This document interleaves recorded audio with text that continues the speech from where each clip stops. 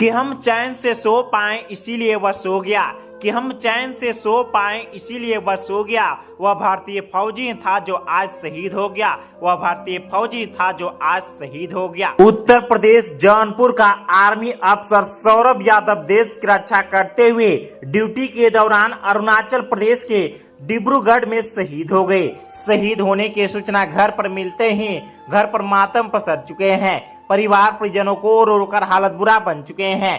शहीद होने से पहले ही वह अपने पत्नी से फोन करके वादा किया था बहुत जल्द छुट्टी लेकर घर लौटूंगा, लेकिन अफसोस की बात यह है कि जवान ड्यूटी के दौरान ही शहीद हो गए। शहादत से परिवार परिजनों में दुखों का पहाड़ टूट चुका है। पूरे गांव में सन्नाटा पसर चुके हैं। कहा जाता है दोस्तों, हर किसी के दिल पे एक दस्तार लिख जाऊंगा, कि हर किसी के दिल पे एक दस्तार लिख जाऊंगा, जाते जाते मैं जमी को आसमां लिख जाऊंगा। अगर किसी ने देखा आग भर के हिंद को, सरहदों पे खून के हिंदुस्तान लिख जाऊंगा, हिंदुस्तान लिख जाऊंगा। उत्तर प्रदेश जौनपुर इटाहवा पूर्वा के मूल निवासी एवं अरुणाचल प्रदेश के डिब्रूगढ़ एलोक क्षेत्र में थल सेना के नायब सूबेदार के पद पर तैनात सौरभ यादव 34 वर्षीय उर्फ साबले को रविवार को ड्यूटी के दौरान निधन हो गया।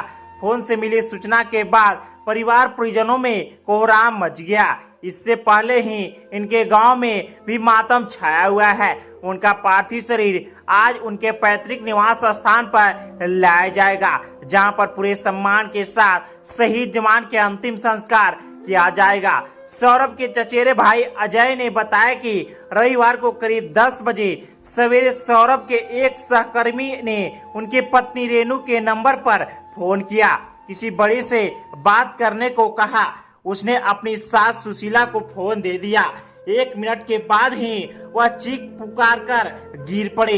यह दृश्य देखकर रेनू का भी एहसास हो गया कि कुछ अनर्थ हो गया। फिर पूरे परिवार में चीख पुकार मच गए। लाल बहादुर यादव का 55 वर्षीय के 2 पुत्र सौरभ छोटे थे। बड़ा बेटा संजय यादव ट्रक चालक है। सौरभ की पहली तैनाती चंडीगढ़ में थल सेना में सिपाही के पद पर हुई थी। उसके बाद राजस्थान बरेली के बाद डिब्रूगढ़ में पोस्टिंग हो गई। यही उनका पदोन्नति नायब सूबेदार के पद पर हुआ था। वह हमेशा घर पर परिवार वालों से फोन करके बात करते रहते थे। रविवार को सवेरे फोन नहीं आया तो पत्नी रेनू को बेचैनी हो लगी थी। बाद में ऐसा फोन आया कि दिल दहला गया। पत्नी और मां का रो रो कर हालत बुरा बन चुके हैं। सौरभ के 2 पुत्र हर्षित 7 वर्षीय, पुत्री हर्षिता 4 वर्ष है। बताया जा रहा है कि शहादत से परिवार परिजनों में दुखों का पहाड़ टूट चुका है। पूरे क्षेत्र में सन्नाटा पसर चुका है। लोग सोशल मीडिया के जरिए श्रद्धांजलि अर्पित कर रहे हैं। यह जवान बचपन से ही देश का सेवा करना चाहता था। अपने कड़ी मेहनत के साथ सेना में भर्ती हुई थी।